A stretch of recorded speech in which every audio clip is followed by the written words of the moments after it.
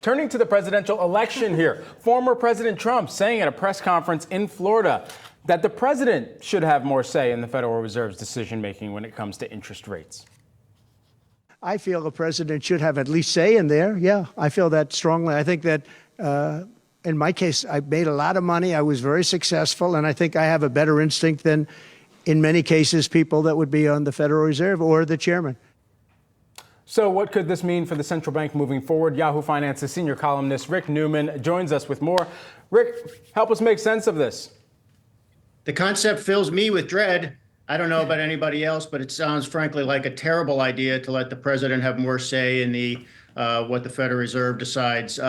President Richard Nixon back in the early 1970s actually did influence what his central bank chair did at the time, and it was disastrous. It made inflation much worse because Nixon wanted much the same as Donald Trump would probably want if he wanted president, which is he wanted a central bank policy that would boost employment, and he didn't care about inflation.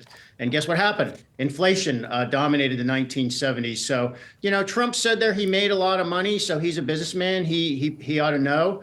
Well, guess what? Donald Trump actually started with a business that his father built. He didn't build the business. And Donald Trump has declared corporate bankruptcy 6 times. I mean, try to find some business person who has 6 bankruptcies on his or her record. Very hard to find.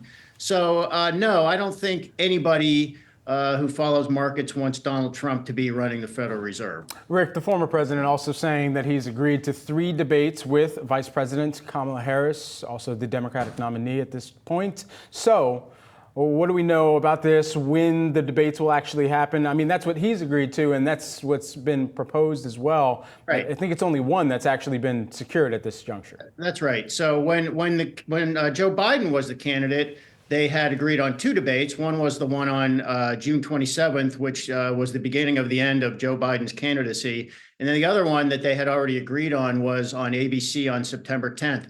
So that when Harris became the candidate, Trump kind of said, oh, now I'm not sure about the debates. And it sounded like he was not willing to debate Kamala Harris. But what he said yesterday is he put this 3 debate thing out there. But the one that has now been confirmed is the one that had already been confirmed, which is September 10th on ABC.